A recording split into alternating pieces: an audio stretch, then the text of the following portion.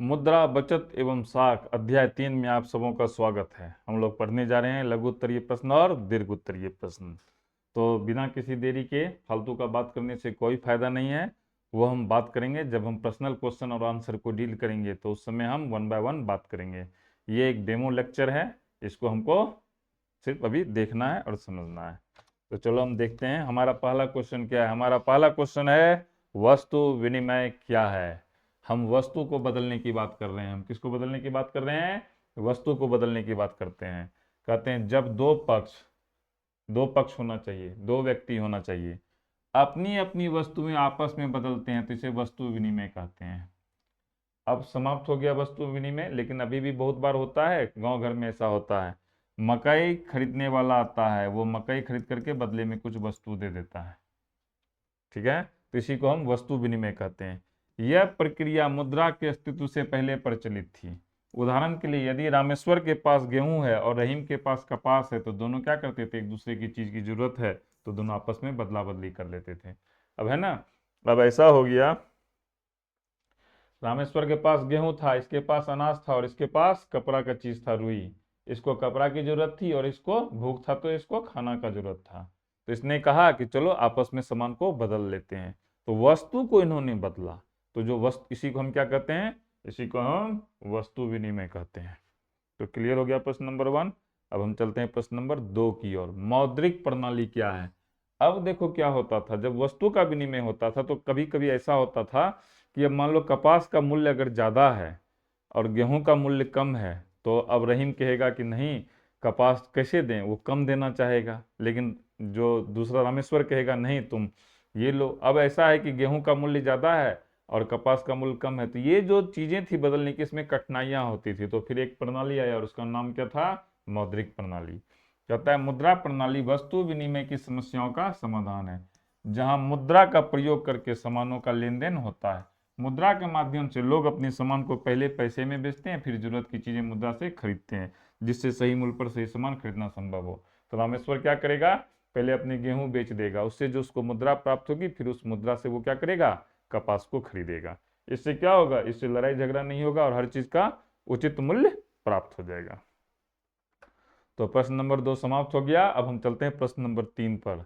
तो मुद्रा की परिभाषा दें, तो अब वही है, मौद्रिक प्रणाली है तो मुद्रा, या तो मुद्रा है क्या? कहता है यह एक ऐसा उपकरण है जिससे सरकार प्रसारित करती है। मुद्रा कौन प्रसारित करती है? सरकार। तुम देखना हर एक नोट पे लिखा हुआ होता है। देखो एक क्वेश्चन है, नोट का मालिक कौन है? अगर तुम्हारे पास 100 रुपए के नोट है तो उसका मालिक कौन है? तो कोई कह सकता है कि नहीं, ये इसका मालिक मैं हूं, तो याद रखना मुद्रा का मालिक कोई नहीं होता है। मुद्रा का मालिक कौन होती है? मुद्रा की मालिक सरकार होती है। इसलिए हर एक पे लिखा हुआ है, मैं धारक को 100 रुपया देने का वचन देता हूँ। कहने का मतलब है इसका मालिक मैं हूँ, लेकिन अगर यह किसी व्यक्ति के पास है तो मैं ये कहता हूँ कि इस कागज का मूल्य 100 रुपया है। तो इसको कौन प्रसारित करती है? इसको सरकार प्रसारित करती है, जो संपूर्ण राष्ट्र में स्वीकृत होती है। यानी पूरे भारत में 100 का नोट चलता है। झारखंड में, पश्चिम बंगाल में या बिहार में कोई ये नहीं कर सकता है कि ये नोट यहाँ नहीं चलेगा। इसके माध्यम से कोई भी व्यक्ति राष्ट्र के किसी भी भाग में मनपसंद सामग्री क्रय कर सकता है अथवा विक्रय कर सकता है, अपना सामान खरीद सकता है और अपना सामान बेच सकता है। प्रतिष्ठित अर्थशास्त्री क्रॉथर इन्हीं के अनुसार एक मुद्रा की परिभाषा है, जिसको हमने लिखा है, तो तुमको ये रट्टा मारने की आवश्यकता है। क्या कहा? मुद्रा का महत्व यंत्र विज्ञान में पहिए, विज्ञान में अग्नि और राजनीति में महत्व के समकक्ष है। कहता है जैसे ही पहिया का महत्व यंत्र विज्ञान में और विज्ञान में अग्नि और राजनीति में मंत्र पत्र का महत्व है, उसी तरह से अर्थशास्त्र में मुद्रा का महत्व है। मुद्रा के बिना मनुष्य का जीवन संचालन करना बहुत ही कठिन हो गया है। तो क्लियर हो गया प्रश्न नंबर 3। अब हम चलते हैं प्रश्न नंबर 4। देखते हैं प्रश्न नंबर 4 क्या है हमारा। कहता है एटीएम क्या है? हर बैंक का पास एटीएम है, हमारे भी बैंक में एटीएम है। ATM automated teller machine. बहुत बार क्वेश्चन पूछता है ए का क्या परिभाषा है, तो ए का होता है ऑटोमेटिक और ऑटोमेटेड, तो हम लोग बोलते हैं ऑटोमेटेड, ऑटोमेटिक नहीं, ऑटोमेटेड टेलर मशीन। एटीएम एक इलेक्ट्रॉनिक मशीन है जो प्लास्टिक के कार्ड के जरिए धन निकासी और जमा की सुविधा प्रदान करता है। वो जो एटीएम कार्ड होता है ना, वो प्लास्टिक का बना हुआ होता है, इसलिए हम लोग प्लास्टिक का भी कार्ड कहते हैं। इसलिए एटीएम कार्ड को प्लास्टिक कार्ड भी कहा जाता है। इसको जब तुम कंप्यूटर पढ़ोगे ना तो मैं उसमें पढ़ाऊंगा एटीएम और प्लास्टिक कार्ड के बारे में। इसी में एटीएम कार्ड आता है और क्रेडिट कार्ड सब भी आता है। ऑटोमेटेड स्वचालित टेलर मशीन के नाम से प्रसिद्ध यह मशीन सभी प्रमुख बैंकों द्वारा अपने अपने ग्राहकों को 24x7 सेवा प्रदान करती है। हमेशा एटीएम खुला होता है। एटीएम कार्ड में ग्राहक का पिन कोड होता है, इसलिए कहा जाता है अपना पिन किसी को नहीं बताएं। और यह सुविधा से ग्राहक देश भर में कहीं से भी पैसे निकाल सकते हैं। क्लियर हो गया। अब हम लोग चलते हैं प्रश्न नंबर 5 की ओर। प्रश्न नंबर 5 क्या है? क्रेडिट कार्ड क्या? हम बोले थे ना प्लास्टिक कार्ड, तो ये भी एक प्रकार का प्लास्टिक कार्ड ही है ना। क्रेडिट कार्ड प्लास्टिक मुद्रा का ही एक प्रकार है जो एटीएम से पहले से मौजूद है। एटीएम अभी आया है, लेकिन ये जो क्रेडिट कार्ड है ना ये पहले से मौजूद है। क्रेडिट कार्ड क्या होता है? एक प्रकार का ये लोन है। तुमको एक कार्ड दे दिया बैंक, उसका लिमिट बना दिया 50,000, तुम 50,000 तक का उससे सामान खरीद सकते हो। जैसे तुम इससे सामान खरीदोगे तो बैंक इसके ऊपर इंटरेस्ट चार्ज करती है, ब्याज लेगी तुमसे। इसमें बैंक ग्राहक की साख पर आधारित एक सीमित राशि प्रदान करता है, जिसके अंतर्गत क्रेडिट कार्ड धारक सेवाएं या सामान की खरीदारी कर सकते हैं और पेमेंट सीधा उनके खाते से होता है, जिससे नकदी संभालने की जरूरत नहीं पड़ती है। क्लियर हो गया। क्रेडिट कार्ड भी हम लोगों ने पढ़ लिया। अगला सवाल देखते हैं। बचत क्या है ना। बचत क्या है? 10,000 रुपया तुमको मैट्रिक के परीक्षा के बाद मिलेगा, तुम खर्चा कर दिया तो बचत जीरो हो गया। अगर तुम उसमें 3,000 संभाल के रखते हो ग्रेजुएशन तक में तो 3 साल का वो तुम्हारा बचत हुआ। ठीक है, तो वही कहता है बचत व्यक्ति की आय में से उसके खर्च को घटाकर शेष राशि होती है। मान लो कोई व्यक्ति महीना का कमाता है 1,00,000, उसने खर्च कर दिया 90,000, तो बचत उसका कितना हुआ? उसका बचत हुआ 10,000 रुपया। कितना उसका बचत हुआ? उसका बचत हुआ 10,000 रुपया। तो यही आवश्यकताओं की पूर्ति के पश्चात बढ़ती हुई सूत्र है बचत बराबर आय माइनस व्यय। ये हो गया तुम्हारा बचत, ये हो गया आय, और ये हो गया व्यय, यानी आय माइनस व्यय बराबर बचत। क्लियर हो गया। आगे बढ़ते हैं। साख क्या है? इसी को कहते हैं ऋण लेने की क्षमता। साख क्या होता है?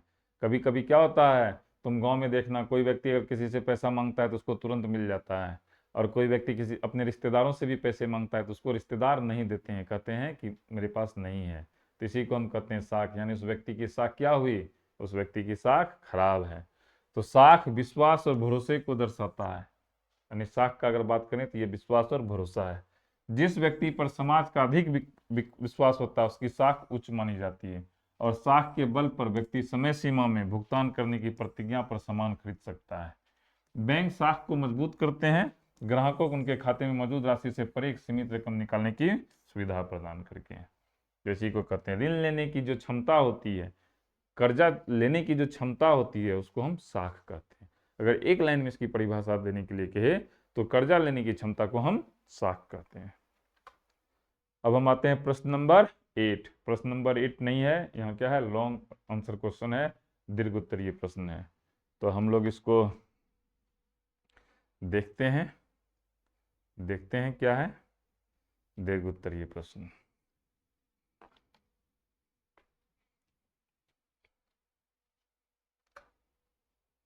पहला क्वेश्चन क्या है? 2 स्लाइड में है, पहला स्लाइड और दूसरा स्लाइड। कहता है वस्तु विनिमय प्रणाली की कठिनाइयों पर प्रकाश डालें। तो इसमें 2 कठिनाइयां हैं, 3, 4, 5 नीचे होगा। तो सबसे पहले पहला देखते हैं। कहता है आवश्यकता के दोहरे संयोग का अभाव। अब ये क्या है? कहता है वस्तुओं की अदला बदली होती है, जरूरी है, लेकिन ये जरूरी नहीं था कि एक व्यक्ति की आवश्यक वस्तु दूसरे व्यक्ति के पास और वह भी उसे चाहिए। कोई गांव है, ठीक है, वहां पर गेहूं का उत्पादन होता है, लेकिन किसी व्यक्ति को कपास चाहिए, वहां कपास का उत्पादन नहीं होता है। तो क्या गांव में गेहूं बेच करके लोग कपास ले सकता है? एकदम नहीं ले सकता है। तो यही बात कहता है जरूरी नहीं हो कि वो दूसरे व्यक्ति के पास भी हो। तो अब क्या होगा, उस गांव के लोगों को तीसरे गांव के लोग व्यक्ति के पास जाना पड़ेगा। तो ये दिक्कत हो गया ना, उसको जाने के लिए तीसरे व्यक्ति के पास जाना पड़ेगा। तो वही चीज ये कहता है, ऐसे व्यक्ति की तलाश करनी पड़ती थी जो उस वस्तु को चाहता और उसके पास वो वस्तु भी हो जिससे वह खुद चाहता है। अब जैसे देखो, मैं, चलो इसको कठिन हो जाएगा, इसको यहीं तक रहने देते हैं। मूल्य के समान मापक का अभाव। अब ऐसा हुआ, गेहूं लेकर के गया और कपास लेना था, तो लोगों को पता नहीं था कैसे हम लें, तो कहा हम तौल के लेंगे। गेहूं को नापा तो गेहूं का वजन ज़्यादा हो गया, कपास का वजन कम हुआ, तो दिक्कत हो गया। अब वो कहता नहीं तुम हमको इतना ही दे रहा है गेहूं, तो हम तुमको भी इतना ही कपास देंगे। अब ऐसा हुआ कि ये कहता है नहीं नहीं, हम ये कहा नहीं तुम हमको वजन के हिसाब से दो, ये कहा नहीं हम तुमको साइज के हिसाब से देंगे। अब गेहूं इतना था तो कपास इतना ही आता, इतना गेहूं का वजन ज्यादा हो गया तो कपास कम ही था। तो ये सब प्रॉब्लम हुआ, मूल्य के समान मापक का अभाव। तो इसमें क्या हुआ, दूसरी कठिनाई ये थी कि मूल्य का एक वाकई कोई निश्चित मापदंड नहीं था। उदाहरण के लिए 5 पसेरी गेहूं के बदले कितना पसेरी चावल लेना या एक गाय के बदले कितनी बकरियां दी जाए, यह तय नहीं होता था। इसी तरह अगर किसी के पास एक घोड़ा है और वो बदले में 2 बकरियां चाहता है तो यह तय करना मुश्किल होता था कि क्यों घोड़ा अधिक मूल्यवान होता था। क्लियर हो गया। हमने प्रश्न 1 और प्रश्न 2 पढ़ लिया। अब 3 और 4 में आते हैं। क्या है, मूल्य संचय का अभाव। मूल्य संचय की कठिनाई थी, लोग ऐसी वस्तुओं का उत्पादन करते थे जो उन्हें अधिक समय तक संग्रहित नहीं किया जा सकता था। ये वस्तुएं समय के साथ खराब हो जाती थी, जिससे अनाज में घुन लग जाता था, दूध फल मछली आदि कुछ ही घंटों में खराब हो जाती थी। पहले क्या था, पहले गोदाम नहीं था, कीटनाशक चीजें नहीं थी, तो मूल्य संचय का अभाव होता था। अब मान लो कि कोई गेहूं उपजाया, उसको कपास लेना है, तो अब गेहूं तो खराब हो गया, तो फिर ये तय करना मुश्किल होता था कि कैसा गेहूं दें और कैसा कपास लें, तो मूल्य संचय का अभाव होता था। सविभाजन का अभाव था। क्या अभाव था, कुछ वस्तुएं ऐसी होती थी जो विभाजित नहीं की जा सकती थी। जैसे किसी के पास गाय और बदले में बकरी मुर्गी आलू फल आदि चाहिए, तो एक गाय देगा और उसको बकरी, मान लो 2 ही बकरी की आवश्यकता है, तो एक ही बकरी, तो क्या वो गाय को काट के देगा, तो गाय तो मर जाएगी, है ना। और गौहत्या पाप है, गाय हमारी माता है, तो गाय को काट कर नहीं दिया जा सकता था, ऐसे में विनिमय मुश्किल हो जाता था। इसके अलावा 2 और कठिनाइयां था, भविष्य में भुगतान की कठिनाइयां। कोई व्यक्ति ऐसा हुआ कि चलो हम भविष्य में तुमको देंगे, तो वो दिक्कत था। अमूल्य के हस्तांतरण की समस्या, ये 2 तरह की समस्या थी। तो प्रश्न नंबर 1 क्लियर हो गया। अब हम चलते हैं प्रश्न नंबर 2 की ओर। प्रश्न नंबर 2 क्या है, मुद्रा के कार्यों पर प्रकाश डालें। तो मुद्रा के निम्नलिखित कार्य हैं। प्रश्न नंबर 2 है मुद्रा के कार्यों पर प्रकाश डालें। तो क्या है, पहला है विनिमय का माध्यम, इससे चीजें खरीदना और बेचना आसान है। मुद्रा के आविष्कार के बाद वस्तु विनिमय प्रणाली की कठिनाइयां समाप्त हो गई। अब वस्तुओं के क्रय विक्रय में मुद्रा एक यथस्थ की भूमिका निभाने लगी। अभी जो हम लोग कोई सामान खरीदते हैं, अपना सामान हम बेचते हैं, पैसा लेते हैं, फिर कोई सामान खरीदना होता है तो खरीद लेते हैं। हमें खरीदने बेचने में कोई कठिनाई नहीं होती है। यानी बीच का माध्यम कौन है, बीच का माध्यम हो गया हमारा मुद्रा। बीच का माध्यम हमारा क्या हो गया, मुद्रा हो गया। दूसरा क्या है, मूल्य का मापक। इससे मूल्य का भी मापक है, क्योंकि गेहूं की क्या कीमत है वो सरकार ने निर्धारित कर दी है, कपड़ा की भी जो कीमत है वो सरकार ने निर्धारित कर दी है। बाजार के प्रभाव से जरूर मूल्य में कुछ उतार चढ़ाव होता है, लेकिन सारा चीज का मापक है। तो क्या हुआ, गेहूं को उसके मूल्य पर बेचा जाता है और कपड़े को उसके मूल्य पर खरीदा जाता है। तो मूल्य का एक मापक हमको मिल गया। इसी किसी वस्तु का मूल्यांकन करने में मुद्रा से बड़ी सहायता मिलती है। हालांकि वस्तुओं की कीमतें बदलती रहती है, लेकिन मुद्रा का मूल्य स्थिर रहता है, जिससे व्यक्ति को यह पता रहता है कि एक निश्चित राशि की मुद्रा के बदले कौन सी कितनी मुद्रा मिलेगी। सामान का दाम जरूर बढ़ता घटता है, लेकिन 100 रुपया का वैल्यू हमेशा 100 रुपया ही होता है। तो एक क्या है, स्थिरता है। तीसरा पॉइंट क्या है, विलंबित भुगतान का माध्यम। कभी कभी ऐसा हुआ कि हमको उधार पे चाहिए, हमने क्या किया, सामान को उधार पर ले लिया। एक शर्ट हमने गया, उसको क्रेडिट कार्ड के माध्यम से उधार पर ले लिया, बाद में हमने बैंक को पेमेंट किया। तो इसमें क्या होता है, हम उधार ले सकते हैं। कभी कभी उपभोक्ताओं या व्यापारियों को उधार पर सामान खरीदना पड़ता है। ऐसी स्थिति में व्यक्ति उस उधार ली गई वस्तु का भुगतान कुछ विलंब से करता है। इस अवधि में वस्तु का मूल्य बढ़ सकता है। ऐसा हो सकता है ना कि हम ले लिए 100 केजी आटा, बोले आपको बाद में देंगे, तो वस्तु का तो मूल्य बढ़ गया, लेकिन जिस समय हमने जो तय किया था हम इतनी रुपए ही आपको देंगे, तो हम उतना ही रुपए उसको दिए।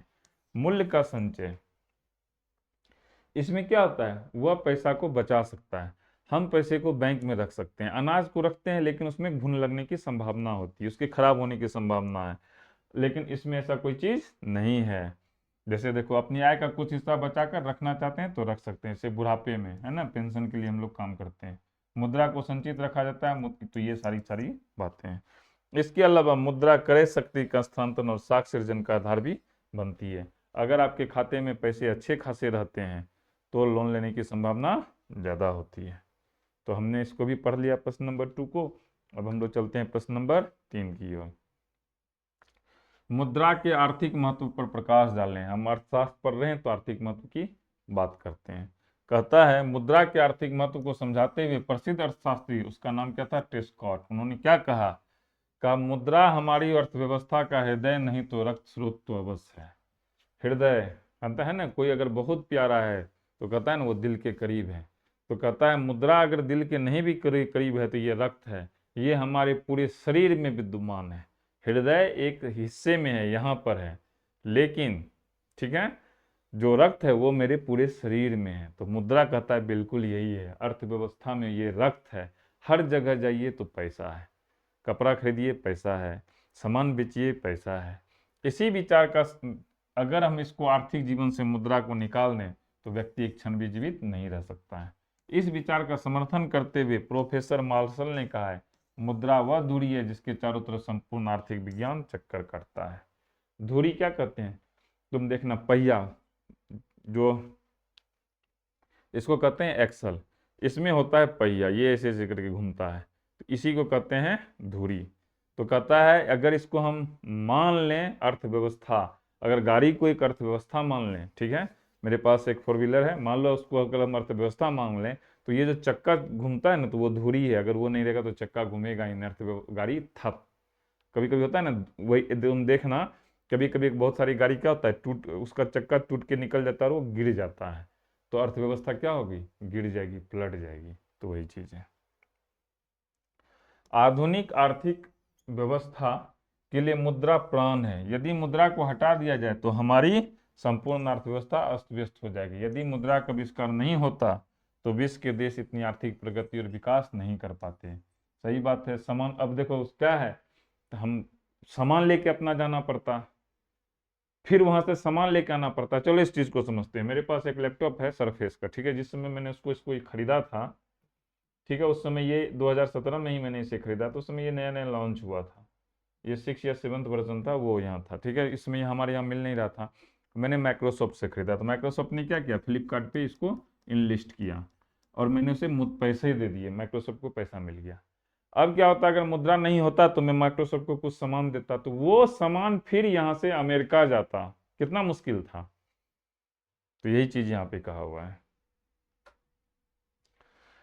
अब उसी का पार्ट 2 है, हमने एक स्लाइड में आधा लिखा था, दूसरी स्लाइड में दूसरा है। क्या है, क्रॉथर ने मुद्रा के संबंध में एक रोचक बात कही है। क्या कही है कि ज्ञान की प्रत्येक शाखा की अपनी अपनी मूल्य खोज होती है। जैसे यंत्र शास्त्र में चक्र, विज्ञान में अग्नि, राजनीति में वोट, ठीक उसी प्रकार मनुष्य के आर्थिक एवं व्यावसायिक जीवन में मुद्रा सबसे अधिक उपयोगी आवश्यक है। जिस पे देखो हर चीज का महत्व है ना, जैसे परिवार में बच्चों का महत्व है ना, पिता का महत्व है, तो उसी तरह कहता है अगर हम राजनीति शास्त्र की बात करें तो लोग अगर वोट नहीं देंगे तो फिर शासन व्यवस्था नहीं होगी, ठीक है। उसी तरह यंत्र शास्त्र में चक्र का है, विज्ञान में अग्नि कहता है ना, ये जो फायर है ना, अग्नि, ये मानव जीवन की सबसे बड़ी खोज मानी जाती है। तो वही चीज को इन्होंने लिखा है। चलो आगे बढ़ते हैं। अगला सवाल क्या है, मुद्रा के विकास पे प्रकाश डालें। अब सवाल है कि मुद्रा का विकास कैसे कैसे हुआ। पहले मुद्रा का जन्म, तो वही हम देखते हैं। मुद्रा को विकास को समझने में यह जानना आवश्यक है कि यह वस्तु विनिमय प्रणाली से शुरू होकर के शाक मुद्रा तक पहुंचा है। कहानी शुरू हुआ था वस्तु को अदलने बदलने तक, और कहानी आज के डेट में क्या है, लोन चाहिए, हर व्यक्ति को लोन चाहिए, यहाँ पर आ जा करके पहुंच गई है। तो पहला क्या है, वस्तु विनिमय, इस प्रणाली में वस्तुओं की अदला बदली की जाती थी। उसके बाद आया वस्तु मुद्रा।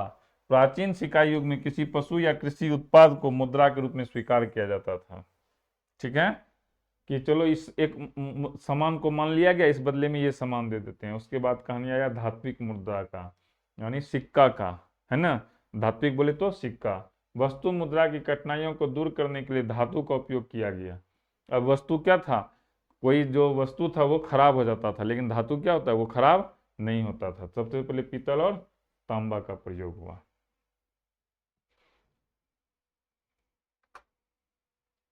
उसके बाद आए सिक्के, धातु की जगह अब फाइनली सिक्का लाया गया। पहले एक तरीका बनाएगा कि इस तरह का राजा महाराजा उसको जारी करने लगा, और उसमें कौन सा सिक्का जारी करता था, सोना और चांदी का। चांदी का मूल्य, ये सिक्का का जो मूल्य था ये राज की प्रतिष्ठा से जुड़ा होता था, इसलिए नागरिक इसे मानते थे क्योंकि इसको राजा जारी करता था। समय बदला, उसके बाद आया पत्र मुद्रा, पेपर मनी, जो आज 100 का नोट है। इसमें भी कुछ समस्या उत्पन्न हुई, जैसे कि जाली मुद्रा का बनना। जब मैं जोगबनी ज्वाइन किया था तो वहां पे बहुत सारे जाली मुद्रा आते थे। तो इससे दूर करने के लिए आज के डेट में डिजिटल करेंसी भी है, उसका यहाँ चर्चा नहीं है, लेकिन साख मुद्रा के बजाय डिजिटल करेंसी भी है, बिटकॉइन सब है। तो अब है साख मुद्रा, क्रेडिट मनी, लोन लेने की मुद्रा को, ठीक है। तो क्लियर हो गया ये वाला सवाल हमारा। आगे बढ़ते हैं। प्रश्न नंबर 5, साख पत्र क्या है? कुछ प्रमुख साख पत्रों पर प्रकाश डालें। ऋण लेने की क्षमता को हम साख पत्र कहते हैं। चेक, चलो देखते हैं। कोई व्यक्ति के अकाउंट में 10,000 रुपया है, तो उन्होंने एक चेक काट दिया। आप जाइए तो तुम उस चेक को लेकर के बैंक में जाओगे तो उसके अकाउंट से पैसा काट करके तुमको दे देगा। यही हुआ चेक। लेकिन चेक में क्या हुआ कि अगर उसके पास पैसे नहीं है तो चेक लेकर के लोग वापस आ जाता है, चेक बाउंस कर गया। तो इस चीज को दूर करने के लिए लाया गया बैंक ड्राफ्ट। जब तुम किसी कॉलेज में एडमिशन करने के लिए जाओगे इंटरमीडिएट के बाद, तो तुमसे कॉलेज की फी के रूप में चेक नहीं मांगेगा, बैंक ड्राफ्ट मांगेगा। इसमें बैंक को पहले पैसा दे दिया जाता है, बदले में बैंक जारी करता है। ये कोई कस्टमर जारी करेगा, ये तुम भी जारी कर सकते हो, और ये कोई बैंक जारी करेगा, इसलिए इसका नाम बैंक लिखा हुआ है। तो क्लियर हो गया ये। इसका शेष पत्र क्या है? यात्री चेक, ट्रेवलर्स चेक। अब जैसे मैं बराबर घूमने के लिए जाते रहता हूँ, हालांकि मैंने इसको यूज़ नहीं किया। मान लो कोई व्यक्ति अमेरिका घूमने के लिए गया, तो वहाँ पर तो भारत का नोट चलेगा नहीं, तो उसके लिए बैंक जारी करता है ट्रेवलर्स चेक। आप उसको दिखाइए तो वहाँ पर उसका भुगतान हो जाता है। फिर है प्रोमिसरी नोट्स, प्रतिज्ञा पत्र। कभी कभी क्या होता है ना कि हम सामान किसी को लेते हैं तो उसको हम उसमें पैसा नहीं देते हैं, उसको हम बाद में पैसा देते हैं, तो हम उसको प्रॉमिस करते हैं। तो प्रॉमिस करने के लिए जो हम बातें लिखते हैं उसको हम प्रोमिसरी नोट्स करते हैं। क्लियर हो गया, समाप्त हो गया। अब है आसान बिहार बोर्ड। जब तुम मोबाइल में देखोगे तो इस तरह का दिखेगा, और लैपटॉप में तो हम दिखा ही चुके हैं। ये वेबसाइट है, वहाँ पर आप जा करके ऑनलाइन टेस्ट दे सकते हैं। बहुत जल्द हम एसएससी अग्निवीर और पॉलिटेक्निक के लिए क्लास लेके आने वाले हैं। तो इस बार आप लोगों को सफलता प्रदान करें। धन्यवाद।